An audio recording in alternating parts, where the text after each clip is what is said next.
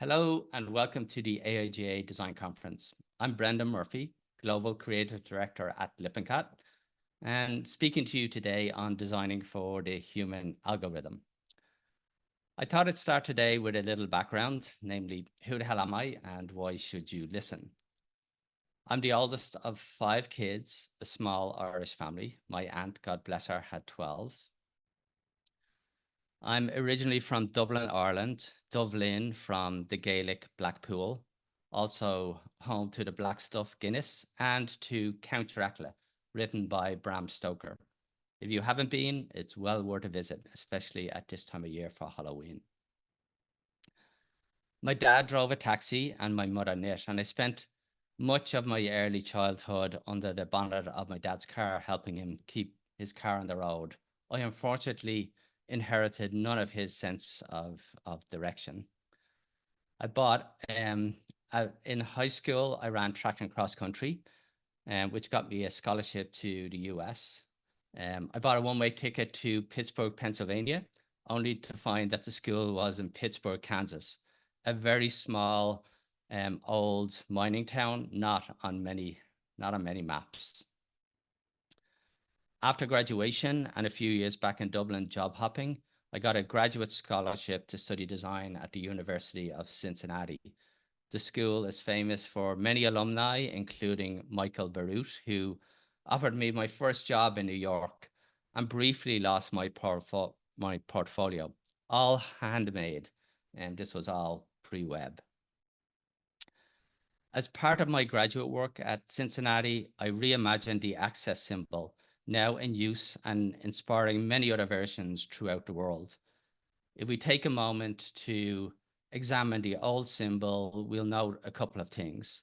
Firstly, the term handicapped from the word cap in hand, also a euphemism for beggar, and the symbol drawn from the vantage point of society's distorted perceptions.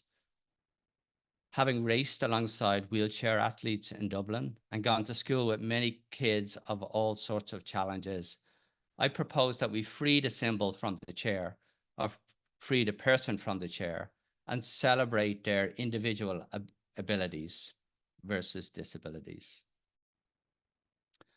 30 years later, the symbol hangs on the wall of both MoMA and the V&A, albeit next to the bathroom, and I'm sure to my dad's great pride on New York City taxis.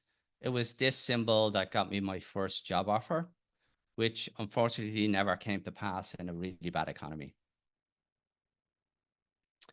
As part of the work, I also propose that we go a step further to a more abstract open door symbol, and perhaps one day society will get us there. And last but not least, in my spare time, I wrote and illustrated a children's picture book with Disney. You might still find it on Amazon. I started at Lippincott in 1995 as a junior designer, and Lippincott is the brand behind many famous, iconic, and impactful brands throughout the world, including Southwest Airlines, Starbucks, the Coca-Cola Wave, Duracell, and to my mother's great pride, the Irish airline Aer Lingus. And since 1995, the tools, the technologies, and the channels have radically changed.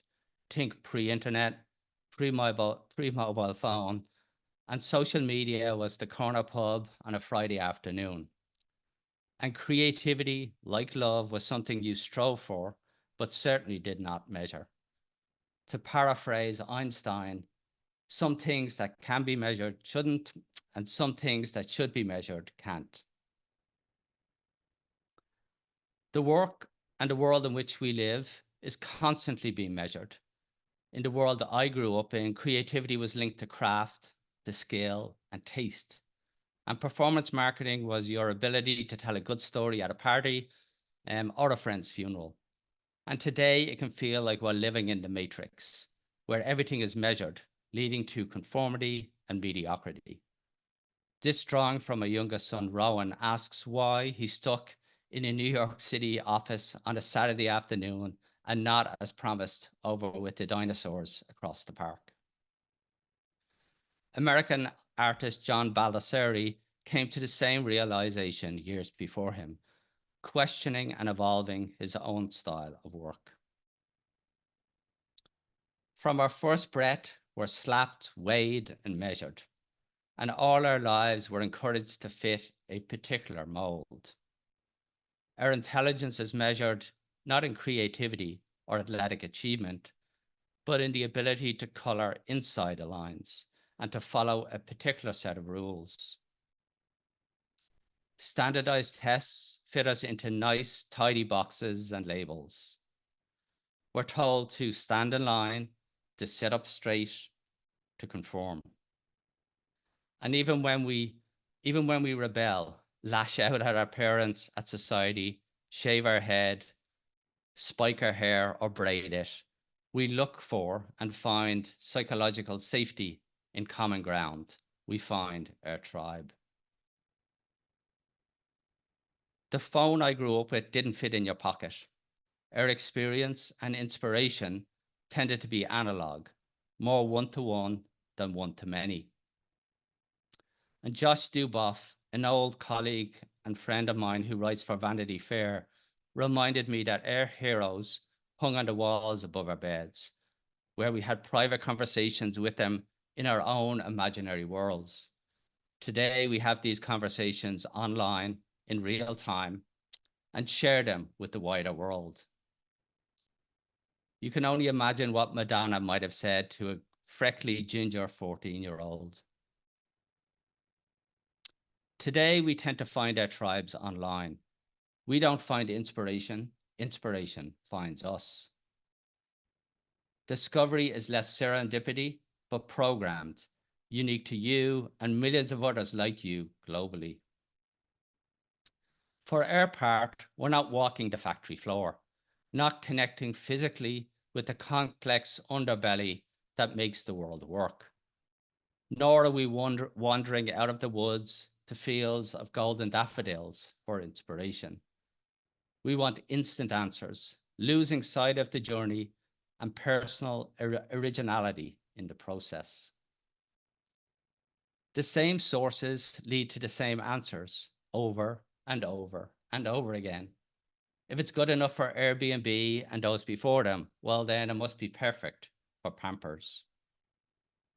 Algorithms, flattery, and laziness can lead to a sea of sameness.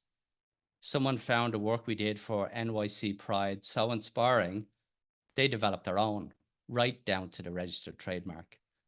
NYC Pride is in Technicolor on the left. We're all using the same tools and conforming to the same templates. We're programming technology, and technology is listening, learning, and stealing from us. The design world, like the rest of society, is addicted to hyperreality, to visual sugar and neon. Everything feels like it's surgically or chemically enhanced. And the danger is that wabi-sabi is giving way to a sea of uniformity. Design systems seem to be designed less for the real world than for the virtual museum, designed to fit into the obligatory bento box. Coming to life in an artificial world of canvas bags and sterile billboards, evoking a very Orwellian dystopia. You can see these same formulas and algorithms throughout the world in which we live. From music to fast fashion to WeWork offices and even to our golf courses. Forms and systems are coded to neutralize versus celebrate individual content. And we're all chasing and feeding off the same AdWords, writing not to inspire, educate, or evoke, but to provoke. Our validation is no longer in the craft or the process. We've ceded our measure of creativity to anonymous comments, thumbs, clicks, and awards. Let's take a moment to pause here. Read this quote by Daniel Dennett and swap religion for technology. It immediately applies to the tools and platforms that we consume today. As we embrace the power and opportunities of these new technologies, the danger to our profession and society is not the technology, but in our own blind faith, in our own laziness, and perhaps even worse, our complacency. We, of course, encourage all our teams to embrace every form of new technology in search of the new, but we should also be wary of its shortcuts. I ran across this quote in a New York Times article, and it's a hauntingly scary painting of our potential future. The tech platforms aren't like the Medici in Florence or those other rich patrons of the arts. They don't want to find the next Michelangelo or Mozart. They want to create a world of junkies because they will be the dealers. When we open our screens, we're looking for answers in places that have no real world experience. AI never worked as an immigrant on a hot, sweaty building site or painted the stripes on a Kansas street in 100 degrees for minimum wage. Remember when you ask it a question that it never touched grass, never ran in a summer Ohio rain, and its answer is not a one-of-a-kind diamond in the rough, but a sausage with pieces of many. Tech brands are inserting themselves in places where they clearly do not belong. We and our children are losing sight of who we are and how we grow. Have we given up on play, on learning, on curiosity? Today, it can seem like we're players in a video game of our own making, for which the outcome is outside of our control. If we expect to bring originality to our work, to our clients, we need to diverge from the algorithmic playbook. We can't defer to Claude or Midjourney. Back in 2001, I reached out to Gert Dunbar and asked for his secret to creativity. Don't listen to the client was his answer. And I'm reminded of this quote every time somebody asks me if we can use AI to speed up our answer. Look at all the viral hits. No algorithm predicted them. They're moments in time, tuned into a collective feeling or frustration. Design is a language of curiosity. It finds inspiration equally in poetry, as music, as an emergency room, or the backseat of a cab. Design needs to be alive, to constantly evolve and morph. And I know I must sound like a parent when I say, when starting your next project, log off your phone, close your laptop, get outside, go pick flowers at the dump. I'm not saying that we bury our heads in the sand. Of course, we need to embrace these new technologies, find new ways of thinking. It can make things we only or never even imagined. But we can't lose sight of the fact that this is a parallel universe, removed from love and pain, from joy and hurt. Let's take a moment to look at these three portraits. On the left, a very human moment captured from Humans of New York. In the middle, an illustration drawn by Paul Davis, exploring the attitudes of Americans and British toward each other.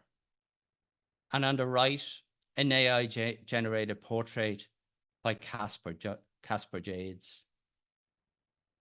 AI can create brilliant images, edit our dyslexic text.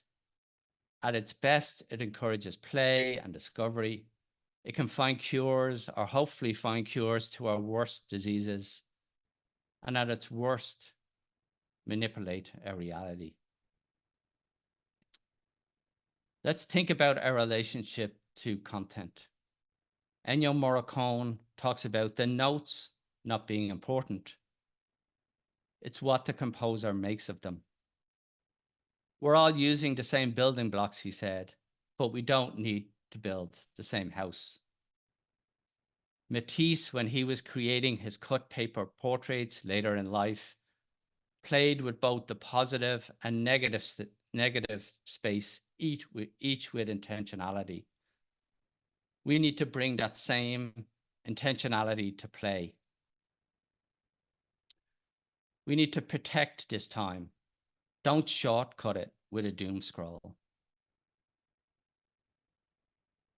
So how does all this apply to branding? How do we break free of these artificial rules? Where technology is linear and logical, humanity is squishy, often illogical and irrational. And this is where we as brands can differentiate. Brand identity has traditionally focused on two aspects of the graphic toolkit, logo and color, but it's critical that we look at the broader context. And as we think about identity, the last few years have forced us to think more broadly about its role in society and how and where we play. Starting with the logo, it's most often where we make the critical emotional connection. One of Lippincott's key tenets is lead, don't follow. Yet it's interesting that if we look back in time, both Delta and Southwest shared a remarkably similar symbol, but they offer a very different flight experience and come from very different cultures. A logo is not just a logo. It's a lightning conductor in culture. Each logo reflects its own story of place, of culture, of experience. It's our own opportunity to create a very different connection. Looking at color and the Fortune 100, why is it predominantly blue? Why are industry leaders so color conservative? Is it patriotism? Lack of imagination? And to say that blue is the world's favorite color is really a cop-out. We've a whole box full of crayons. And as consenting adults, we're suddenly afraid to color outside the lines. Branding is more emotion than logic. And as we develop a brand's unique story, we have to ask what we as humans uniquely offer. Looking at the world of founders, we see a very complex and diverse opportunity in personalities. Brilliance, resilience, ego, provocateurs, gumption. There's no algorithm to define any of this. And one of my favorite quotes is from the Google Voice Guidelines, which says, wear a suit, but don't be one. Yet many companies in describing themselves find it very hard to stretch beyond the obvious. Human, innovative, optimistic, trustworthy. How many of us would describe a friend or enemy in these terms?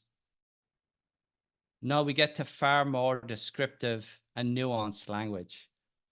Tenacious, belligerent, quirky, cranky, an early bird, or like myself, a tea drinker.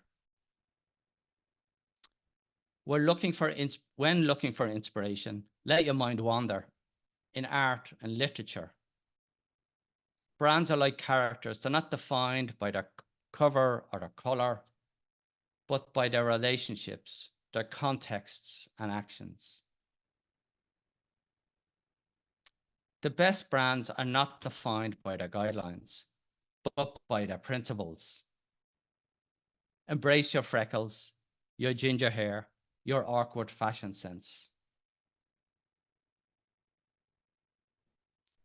Same logo, 3 different categories, 3 different cultures, 3 very different cultural catalysts.